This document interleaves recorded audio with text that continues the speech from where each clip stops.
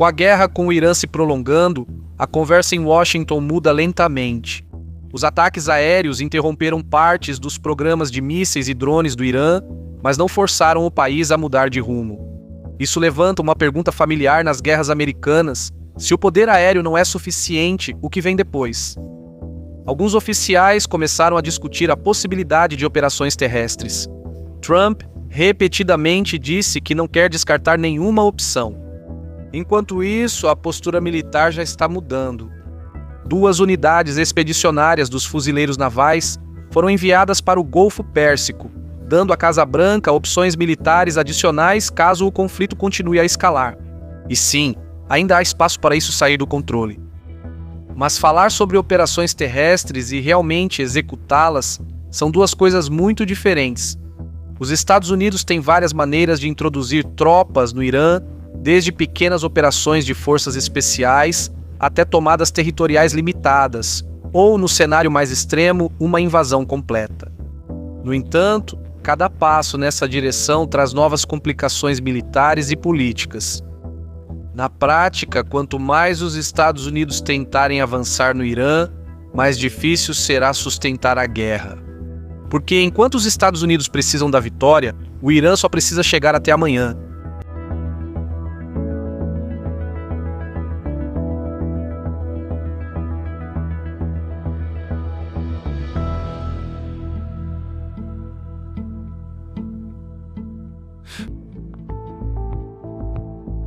Se as forças americanas entrassem no Irã, o ponto de partida mais prático seriam as missões de operações especiais. O motivo é, em parte, político. As operações especiais tendem a dar à Casa Branca muito mais flexibilidade do que as guerras convencionais. O Congresso raramente tenta restringir essas missões, e o sigilo delas geralmente protege a alta cúpula política de uma reação pública imediata. Por exemplo, durante seu primeiro mandato, em 2019, Donald Trump aprovou uma missão secreta dentro da Coreia do Norte com o objetivo de instalar um dispositivo de escuta para interceptar comunicações durante as negociações nucleares. A operação fracassou depois que a equipe encontrou um barco de pesca e abriu fogo, matando vários civis e forçando o cancelamento da missão. E mesmo assim, o incidente permaneceu em segredo por anos e gerou poucas consequências políticas quando veio à tona. Episódios assim explicam por que operações especiais seguem atraindo formuladores de políticas, politicamente e militarmente. Unidades de elite como os SEALs da Marinha, a Força Delta ou os Boinas Verdes são projetadas exatamente para esse tipo de trabalho. Eles podem ser mobilizados rapidamente, operar em pequenos grupos e evitar a enorme estrutura logística necessária para exércitos convencionais. Essas equipes poderiam partir de porta-aviões ou entrar no país pela longa linha costeira e fronteiras montanhosas do Irã. Uma vez dentro do Irã, não faltam possíveis alvos. Talvez o objetivo mais urgente seja assegurar o controle do estoque de urânio altamente enriquecido. Acredita-se que o Irã possua cerca de 400 quilos de urânio enriquecido a aproximadamente 60%. Ninguém sabe a localização exata. Pode estar perto da cidade de Isfahan, onde grande parte da pesquisa nuclear acontece, ou até mesmo nas profundezas de Pickaxe Mountain. Uma operação para apreender ou neutralizar esse material poderia atrasar o programa nuclear do Irã. Mas há um problema. A operação levaria tempo, e tempo é exatamente o que as forças especiais geralmente tentam evitar. Extrair ou diluir o material exigiria que as tropas permanecessem no local tempo suficiente para que as forças iranianas respondessem. Então, seria uma operação de alto risco e alta recompensa. Outras missões seriam mais rápidas, mas também menos decisivas.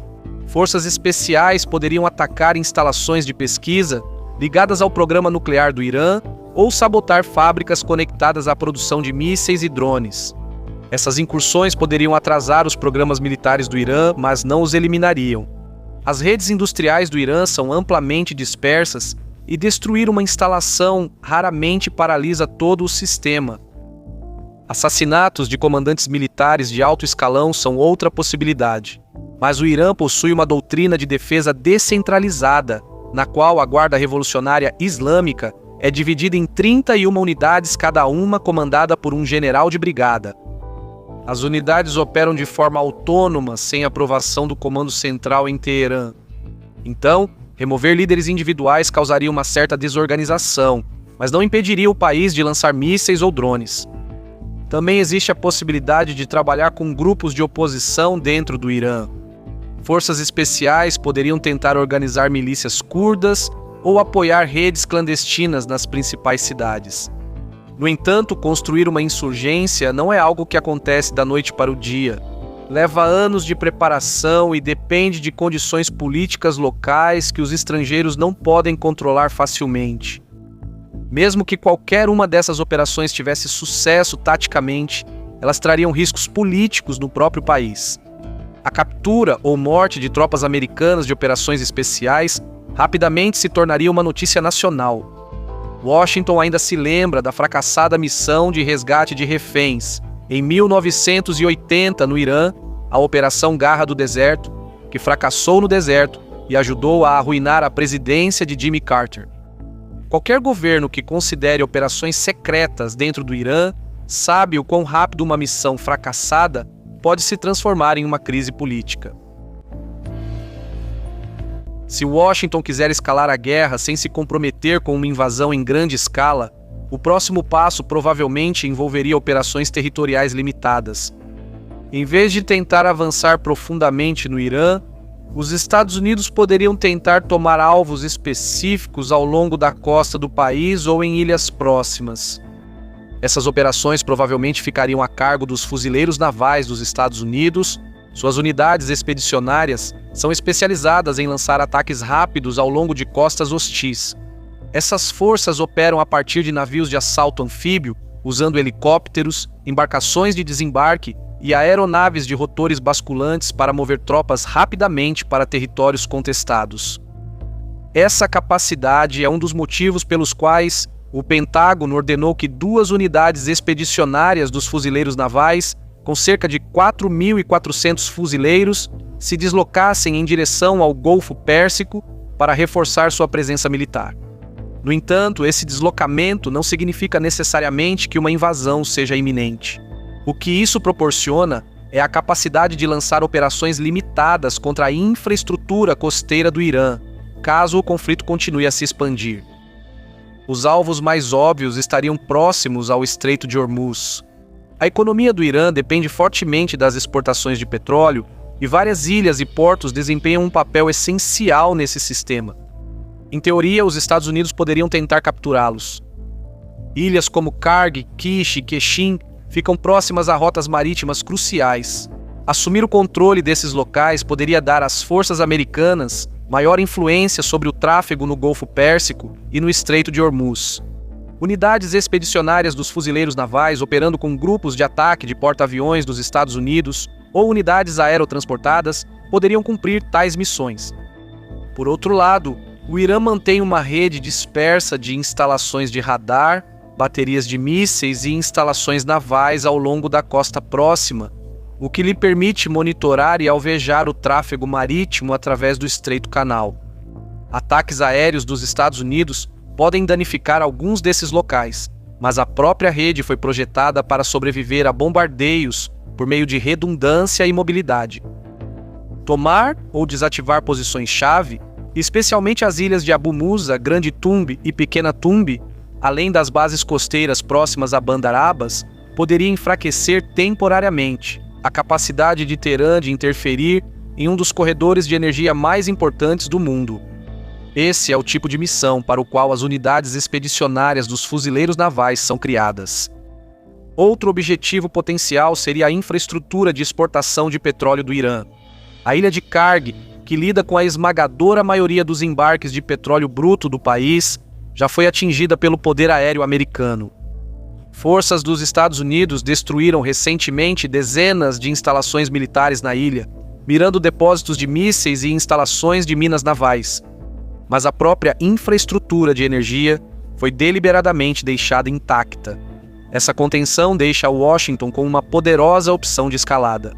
Se a guerra continuar a se expandir, Trump ainda pode optar por paralisar o centro de exportação do Irã seja por meio de novos ataques aéreos ou pela tomada temporária da ilha.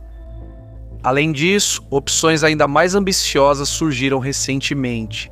As forças americanas poderiam tentar tomar um porto importante como Bandar Abbas ou Chabahar, ambos vitais para o comércio marítimo do Irã. Até mesmo a ameaça de um desembarque próximo a grandes cidades costeiras poderia forçar Teherã a desviar forças militares de outras partes do conflito. Mas assaltos anfíbios estão entre as operações mais difíceis na guerra. Os Estados Unidos realizaram desembarques em lugares como Panamá em 1989, Beirute em 1958 e Haiti em 1994. Mas esses foram desembarques sem oposição, ou seja, realizados sem fogo hostil. A última vez que os Estados Unidos tentaram um desembarque realmente contestado contra uma costa defendida foi durante a Guerra da Coreia, em 1950. Fazer isso hoje exporia as forças de desembarque a drones, mísseis antinável, defesas costeiras e artilharia. Mesmo que o ataque inicial tivesse sucesso, as tropas americanas poderiam rapidamente se ver lutando em áreas urbanas densas, onde muitas de suas vantagens tecnológicas começam a desaparecer. Além disso, a geografia e a distância de uma operação desse tipo favorecem Teherã.